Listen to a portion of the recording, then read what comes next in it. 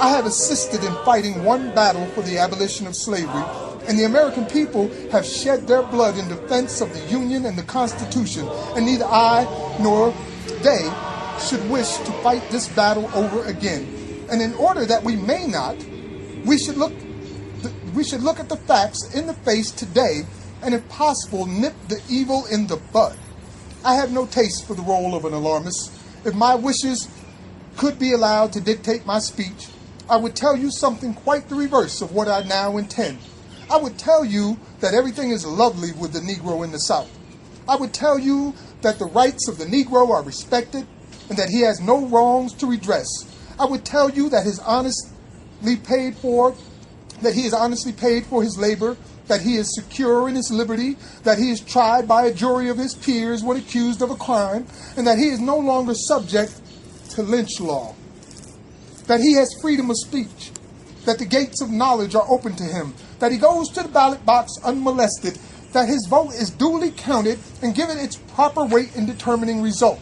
I would tell you that he is making splendid progress in the acquisition of knowledge, wealth, and influence. I would tell you that his bitterest enemies have become his warmest friends, that the desire to make him a slave no longer exists anywhere in the South, that the Democratic Party is a better friend to him than the Republican Party, and that each party is competing with the other to see which can do the most to make his liberty a blessing to himself and to the country and to the world.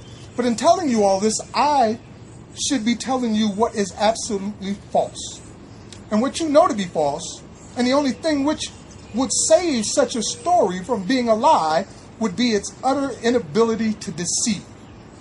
What is the condition of the Negro at the South at this moment? Let us look at both in the light of facts and in the light of reason. To understand it, we must consult nature as well as circumstances, the past as well as the present. No fact is more obvious than the fact that there is a perpetual tendency of power to encroach upon weakness and of the crafty to take advantage of the simple. This is a natural as for smoke to ascend or water to run down. The love of power is one of the strongest traits in the Anglo-Saxon race.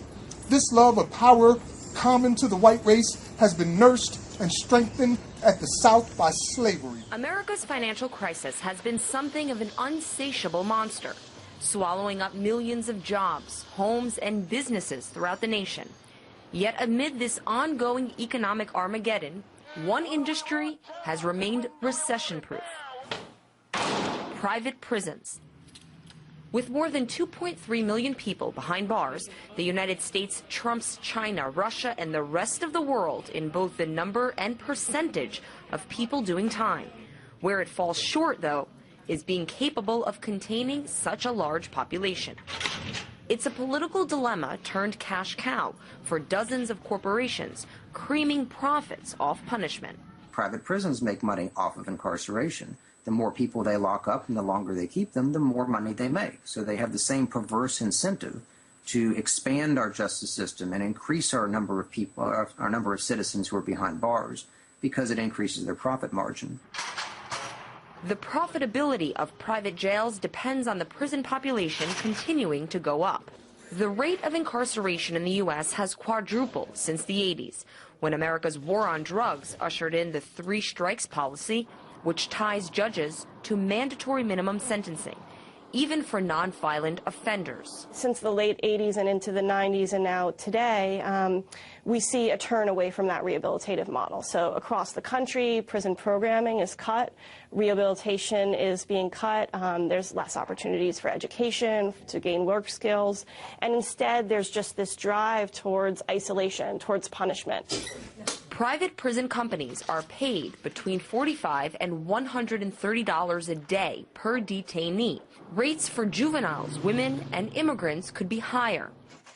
While public prisons are accountable to the public, private ones answer only to shareholders and are not subject to external scrutiny. That means many private contractors face few consequences for the poor or even inhumane treatment of detainees. We just see, more and more isolation, sensory deprivation, prisoners who literally never interact with human beings. When guards would come into the facility, there would be a sign out front with their stock price to let them know how the company was doing. Corrections Corporation of America and GO Group are the two largest private prison companies, with combined revenues of $2.9 billion last year.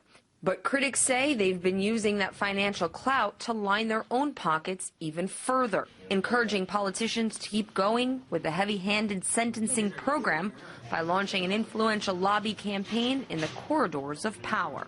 Lobbying in order to influence public officials is only a small part of the private prison industry's effort to achieve policy change.